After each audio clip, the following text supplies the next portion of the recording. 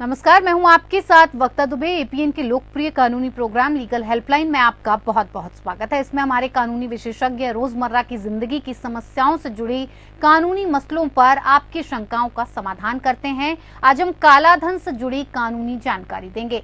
Tax बचाने के लिए लोग अलग अलग तरीकों का इस्तेमाल करते हैं, यहाँ तक कि कई लोग तो विदेश में भी अपनी संपत्ति छुपा कर रखते हैं। काला धन उस इनकम को कहा जा सकता है जिसमें टैक्स की दावेदारी बनती है और लेकिन उसकी जानकारी टैक्स डिपार्टमेंट को नहीं दी जाती है। ये भी कहा जा सकता है कि एक इनकम को छुपाने का प्रयास किया जाता हो।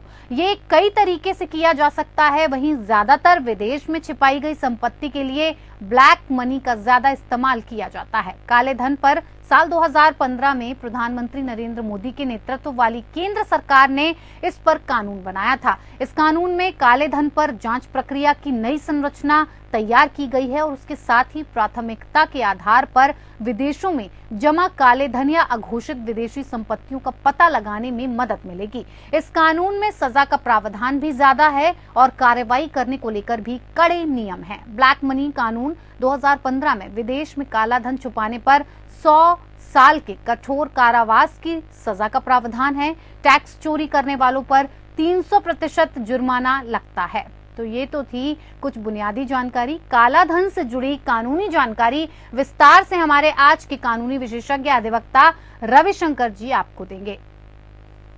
रविशंकर जी, आपका बहुत बहुत स्वागत है कार्यक्रम में। जी धन्यवाद। तो रविशंकर जी आपको काला धन से जुड़ी तमाम कानूनी पहलुओं की जानकारी देंगे। अगर आपका कोई सवाल है तो आप फोन करके राय ले सकते हैं। फोन लाइंस खुल चुकी हैं। एक बार विषय की जानकारी आपको फिर से दे देते हैं। काला धन से जुड़ी कानूनी जानकारी के लिए आप इन नंबर्स पर कॉल कर सकते हैं जो टीवी स्क्रीन पर फ्लैश हो रहे हैं। अगर आपका कोई भी सवाल है तो आप हमारे कानूनी विशेषज्ञ से जुड़कर राय मशवरा कर सकते हैं। हमारे नंबर्स हैं 01206127 6127 938।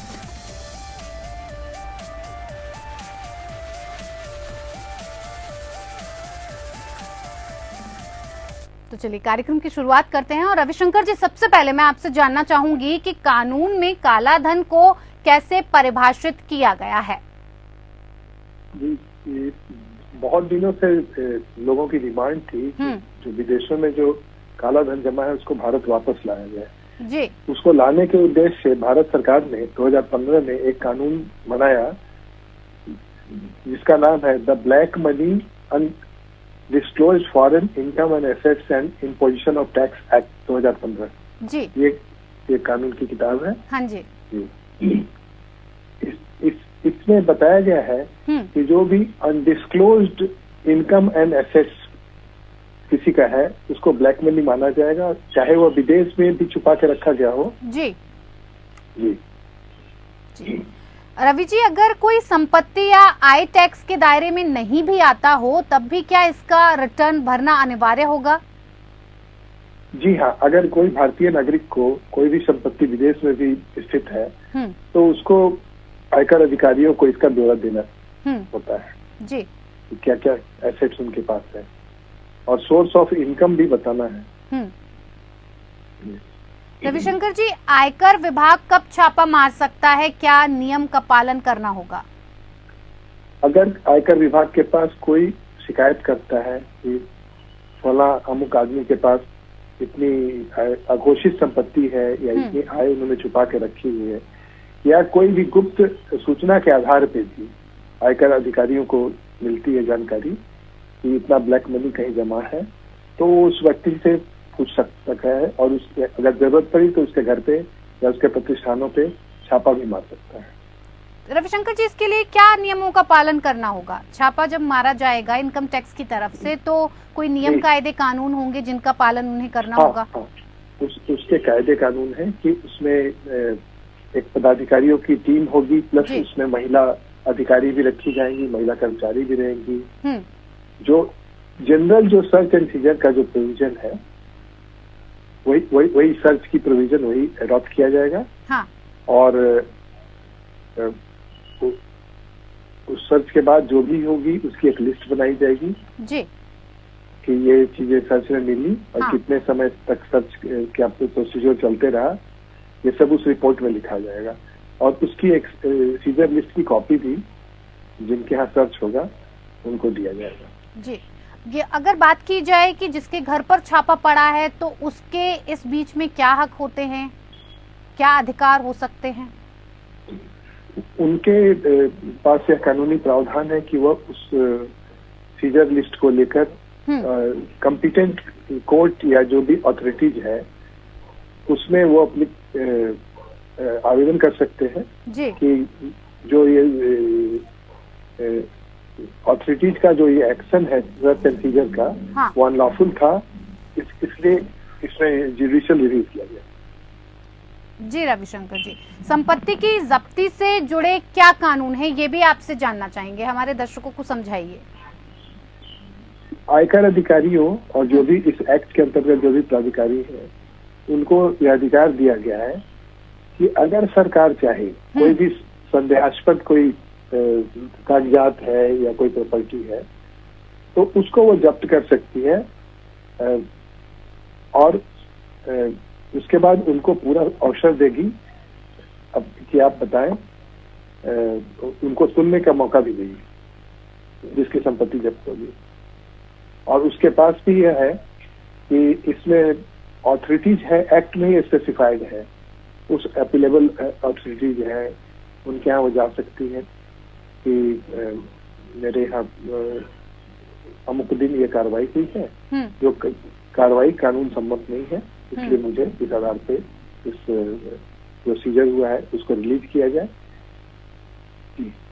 जी, संपत्ति की ब्लैक मनी कानून में विदेश में काला धन छुपाने या गलत जानकारी देने पर या फिर टैक्स न देने पर सजा जुर्माने का क्या प्रावधान है?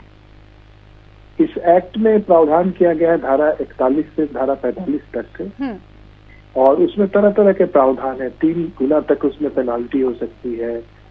एडिशन टू टैक्स, जो टैक्सेबल जो टैक्स बनेगा उस अर्जित संपत्ति पे, उसके अलावा 3 गुना उनको पेनाल्टी की जाएगी। जी, विदेशी संपत्ति के खुलासे पर क्या प्रावधान है आपसे समझना चाहेंगे? टाइम टू टाइम गवर्नमेंट की डिस्क्लोजर स्कीम होती है कि कोई आदमी चाहे तो स्व घोषित कर सकता है। उस घोषित स्कीम में कभी 55% से लेकर 45% तक का प्रावधान सरकार का हर स्कीम में अलग अलग होती है। नोटबंदी के बाद भी एक disclosure scheme government of India का आया था जी, जिसमें कहा कि आप इतना अमाउंट डिस्क्लोज करते हैं तो 45% तक आपको टैक्स पे करना होगा। जी, सबूत के खोज disclosure scheme income tax act के अंतर्गत ही समय समय पर सरकार घोषित करती है। जी, रविशंकर जी, सबूत के खोज और सबूत की पेशी पर अधिकारियों की क्या शक्तियां हैं? तो director general of income tax से लेकर प्रिंसिपल कमिश्नर जो इनकम टैक्स के होते हैं उनको यह पावर है, वो अपने अधिकार का प्रयोग करते हुए किसी भी अधिकारी को, उसके लिए जो इनकम टैक्स के वरिष्ठ अधिकारी हैं उनको वो जो भी एविडेंस जो सबूत कलेक्ट करने के लिए उनको ऑथराइज कर सकते हैं और सबूत कलेक्ट करने के लिए ही वो सर्च की प्रक्रिया अपनाते हैं। प्लस उनके पूरे जो इनकम टैक्स का जो रिटर्न है उसको स्क्रूटनाइज करेंगे और विस्तार से उस टैक्स एसएससी को बुला के उससे उसका ब्यौरा मांगेंगे। आयकर विभाग से जुड़ी कानूनी जानकारी के बारे में हम बातचीत कर रहे हैं, जिसके लिए हमारे साथ लगातार हमारे कानूनी विशेषज्ञ रविशंकर जी हमारे साथ बने हुए हैं। अगर आपका भी इस विषय से जुड़ा हुआ कोई सवाल है तो आप भी इन नंबर्स पर फोन करके हमारे कानूनी विशेषज्ञ के साथ जुड़कर राय मशवरा कर सकते हैं। रविशंकर जी, अगर कर अधिकारियों के बारे में बातचीत की जाए तो अधिकारियों के समक्ष कार्यवाही को न्यायिक कार्यवाही का दर्जा दिया गया है, इसके बारे में बताएं। उसको पूर्वोत्तर न्यायिक कार्रवाई का दर्जा दिया गया। अगर कोई झूठ बोलता है तो उस पर कोर्ट को मतलब ऑफेंस ऑफ परजरी के लिए भी उसको प्रोसिक्यूट किया जा सकता है। आईपीसी की धारा 191 से 193 तक में ऑफेंस ऑफ परजरी के प्रावधान है और उसको जेल की सजा भी हो सकती है। इसलिए जो भी साक्ष्य या प्रस्तुत करता है या जो भी बयान अपना देता है उसको ध्यान में रख के देना चाहिए जो भी अधिकारी जानकारी लेते हैं। जी रवि जी, अगर किसी पर आयकर की कार्रवाई हुई हो तो वो आयकर कमिश्नर के समक्ष कैसे और कब कोई गुहार लगा सकता है, इसकी क्या प्रक्रिया है?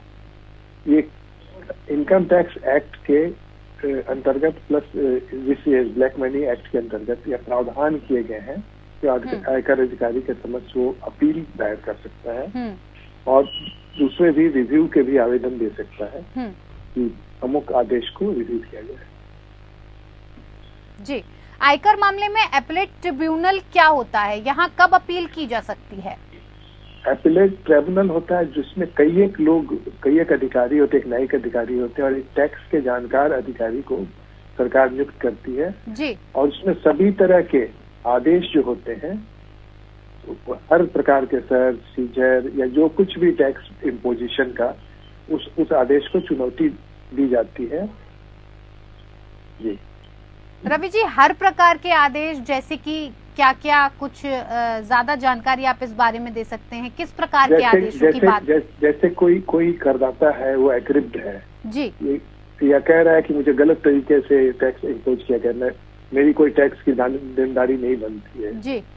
और इवन जो अधिकारी जो असेसिंग अथॉरिटी है वो भी वहां पर अपने आवेदन लगा सकती है कि नहीं, जो भी निचले अधिकारी ने जो प्रोसीजर किया है वो करेक्ट नहीं है। तो अपीलेट अथॉरिटी को सारा अधिकार है, वो किसी भी आदेश को पलट सकती है। जी बिल्कुल। अगर हाईकोर्ट में बात की जाए तो कब अपील की जा सकती है? सुनवाई के इसको लेकर क्या नियम होते हैं? हाईकोर्ट में सुनवाई के लिए कुछ अलग नियम होते हैं क्या? अपीलेट अथॉरिटी के आदेश के बाद धारा 19 of the black money act के अंतर्गत प्रावधान किया गया है कि हर आदेश जो अपीलेट अथॉरिटी का होगा वो अपीलेबल है और उसमें हाईकोर्ट उस पर अपील में अपना जजमेंट देगा। जी,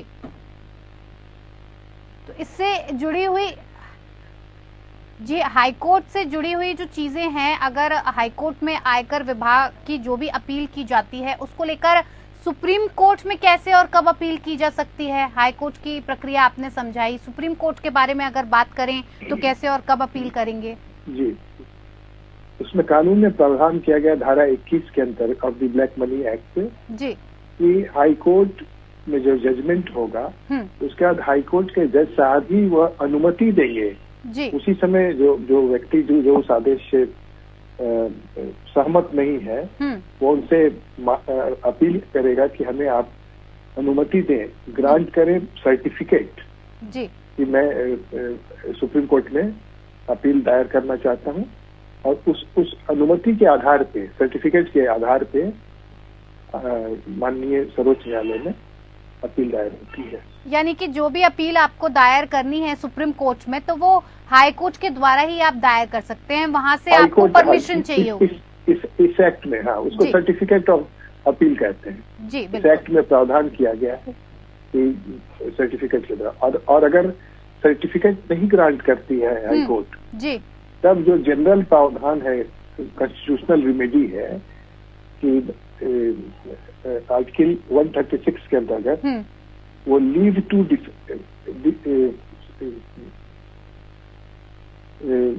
वहाँ लीव डायरेक्ट सुप्रीम कोर्ट से मांगेंगे।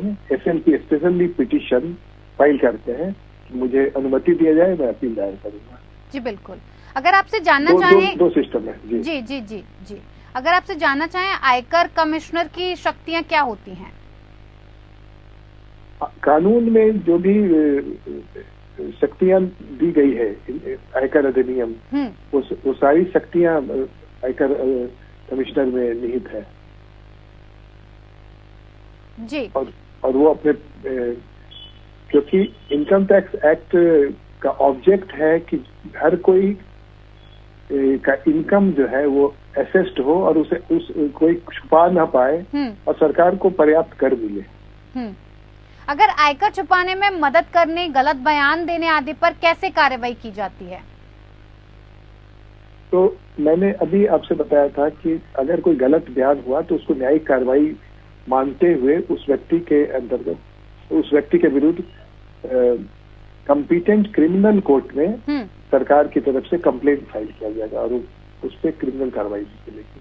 जी रवि जी, बहुत बहुत धन्यवाद तमाम जानकारी हम तक पहुंचाने के लिए और इस कार्यक्रम में हमारे साथ जुड़ने के लिए। तो फिलहाल लीगल हेल्पलाइन में मेरे साथ इतना ही, मुझे दीजिए इजाजत, नमस्कार।